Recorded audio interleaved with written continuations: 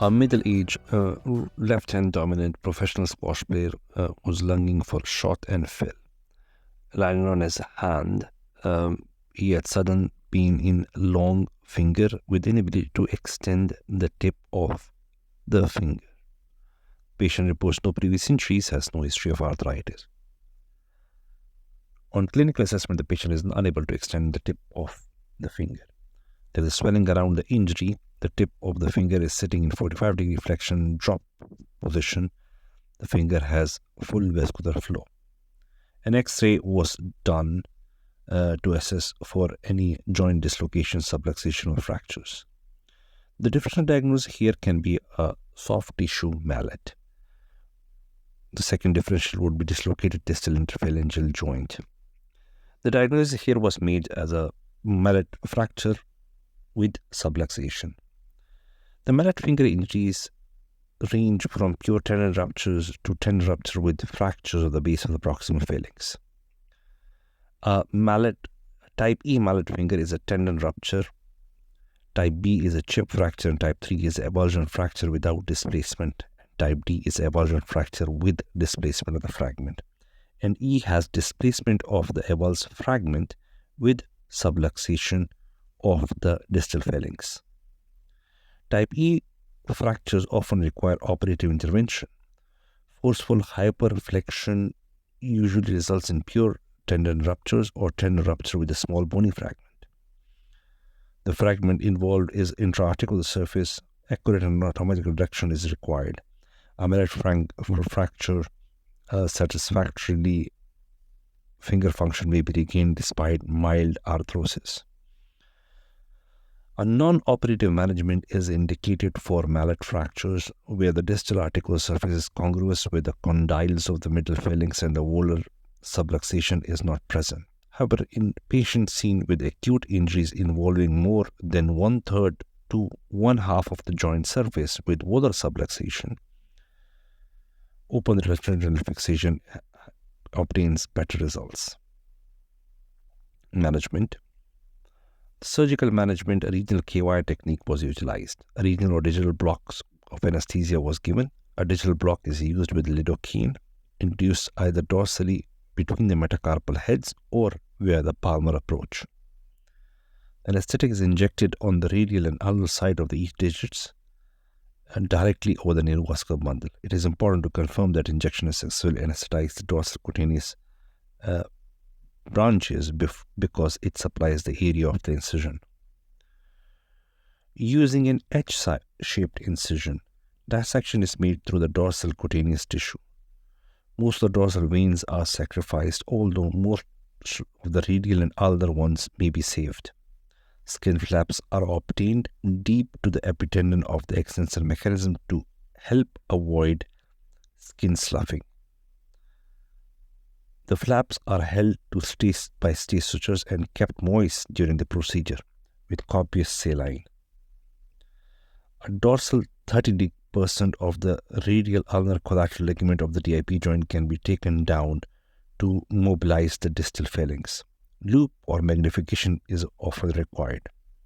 The key to success restoration of the fracture and successful return to function of the long run tests on leaving the extensor mechanism intact and attached to the fracture fragment. Joint is copiously irrigated. The fracture fragment and any hematome preserves are evacuated.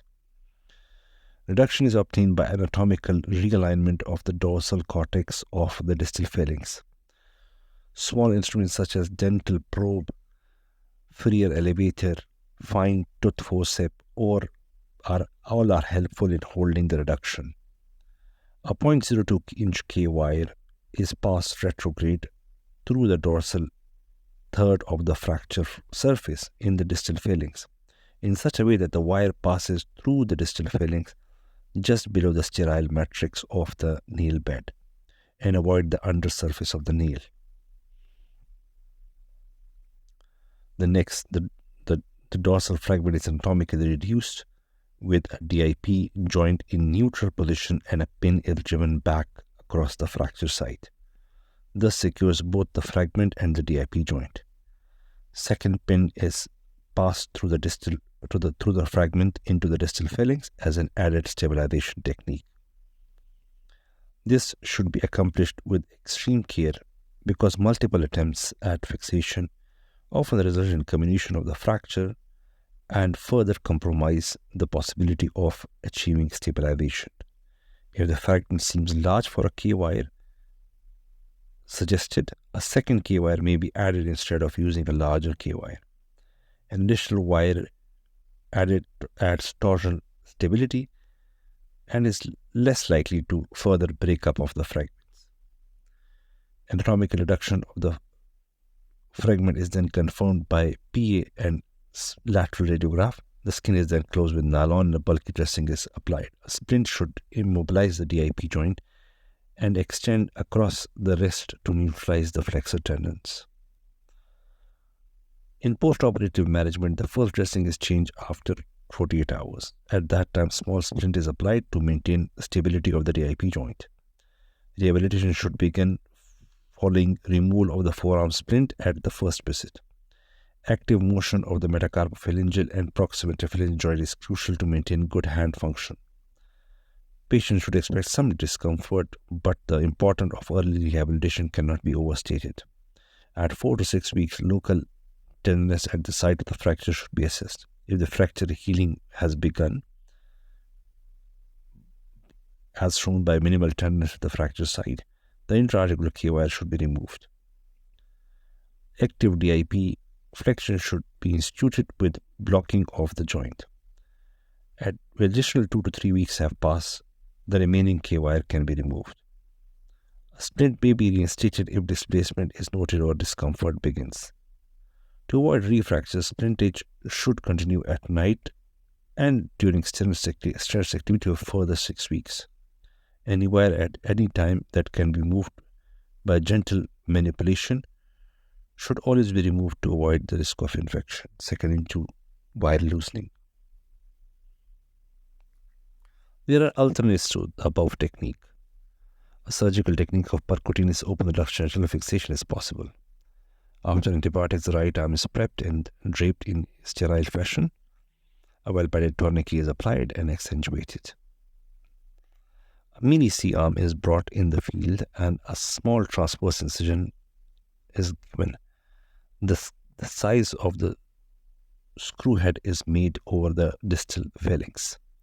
The skin is cut through the terminal tendon.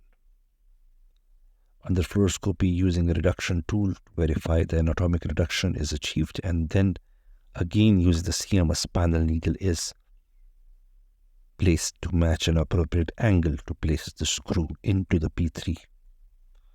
Meticulous technique is used with a 1.1 mm drill bit, while an assistant holds the hand, and then self-tapping screw is used to transfix the fracture. Mostly an 8 mm screw is utilized. A long K-wire, a longitudinal 0.35 inch K-wire must be placed to allow screw protection while healing the first 3 weeks. Active assisted motion is begun at 8 weeks, and full range of motion without restriction is allowed at 12 weeks.